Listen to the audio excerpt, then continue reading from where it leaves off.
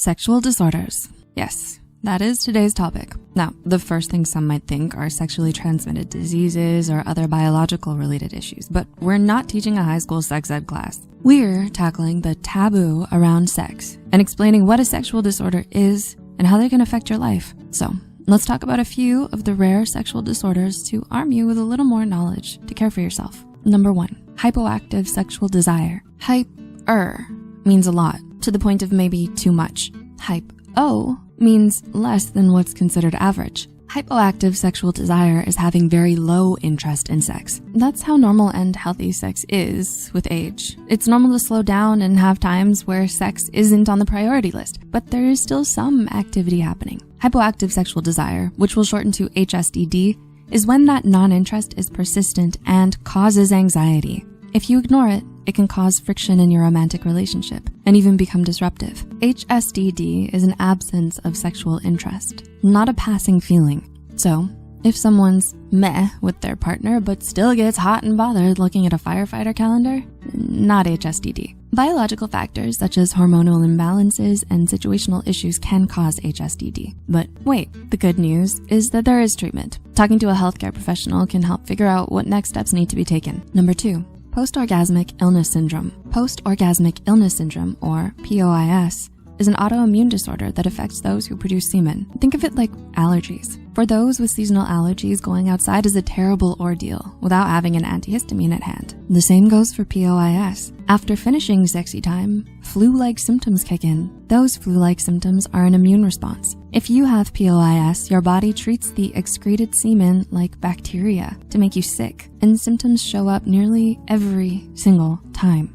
They can last up to a week after orgasm too. Unfortunately, there isn't a cure for POIS. However, you can manage the symptoms by cleaning up the area after sexy time is over. Upon doctor approval, intake of appropriate symptom dampening medications may also be an appropriate treatment. Number 3, sexual aversion disorder. Sexual aversion disorder, or SAD, is similar to HSDD, but it's more extreme.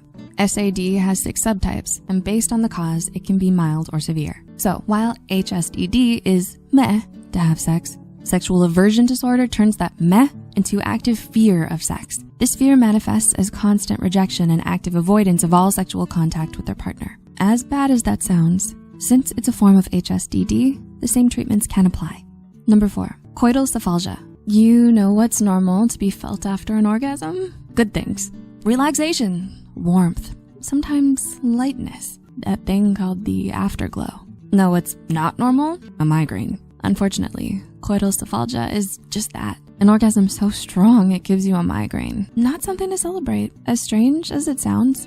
Sex causes stress, but it's not the kind of stress you're thinking about, the kind that comes from spending too much time at the office. When you orgasm, there's a massive amount of oxytocin and dopamine being released into your bloodstream. That is why it feels so good and can sometimes make you feel really intense emotions. However, post-coitus, your hormones lower, but their effect on your body does not diminish immediately. High levels of oxytocin, like the ones released during orgasm, can tighten your blood vessels and eventually increase the pressure in your head, thus giving you a headache. Typically, men experience coital cephalgia, but it can affect some women too. Although it's kind of scary because the head pain is pretty sudden, it's not fatal. Treatment can include simply taking regular migraine medication and exercising. Exercising can reduce the chance of vasoconstriction during physical exertion. Number 5, retrograde ejaculation. No, it doesn't have anything to do with Mercury being in retrograde. Thankfully, we're done with that. But for those who do have retrograde ejaculation, it might feel like the planet Mercury might be at fault. Why? Because retrograde ejaculation means your semen flows in the wrong direction. Crazy, right? Gravity or the tide of the oceans having nothing to do with it. Simply put, the reason semen is flowing backwards is because of your sphincter. Your sphincter is a muscle located at the neck of your bladder. During coitus, it tightens to prevent your semen from mixing with other fluids, kind of like traffic control. Under normal circumstances, it blocks flow in the bladder lane and allows the sperm to pass through the vas deferens, prostate, and urethra before exiting out of the penis. With the retroactive ejaculation, the sphincter goes on a break and everything is left to sort itself out. The sperm flows where it wants and winds up at the bladder. The sphincter is on a perma-break and those muscles don't close, so semen takes the path of least resistance up the neck of the bladder, which is shorter. Although it's not harmful and it doesn't affect your ability to feel pleasure, it can be awkward, especially if you and your partner are trying to conceive. If it has become a serious concern, reach out to your doctor to come up with a solution plan. Sex is a wonderful thing. It would do all of us a heap of good to know a little more about it, if for nothing else to recognize when our health is compromised. Bottom line, if you've got questions, medical professionals have many answers. So reach out and get to know more about this excellent aspect of life. We think it'd be super sexy if you touched our like button, by the way. Just saying.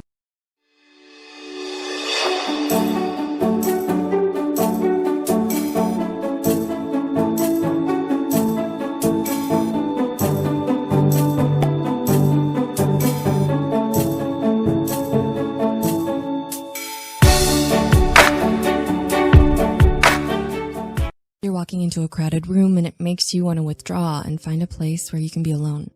Sound familiar? If it does, you're not alone. Some people love being around others all the time. They might have huge friend groups or be at parties every Friday night. Be wondering, how are they able to do that? Do you find it difficult to be around others, even if you just can't put your finger on why? If so, here are 5 reasons why you might not like being around other people. You surround yourself with the wrong people. You might not like being around most people, but is it really everyone?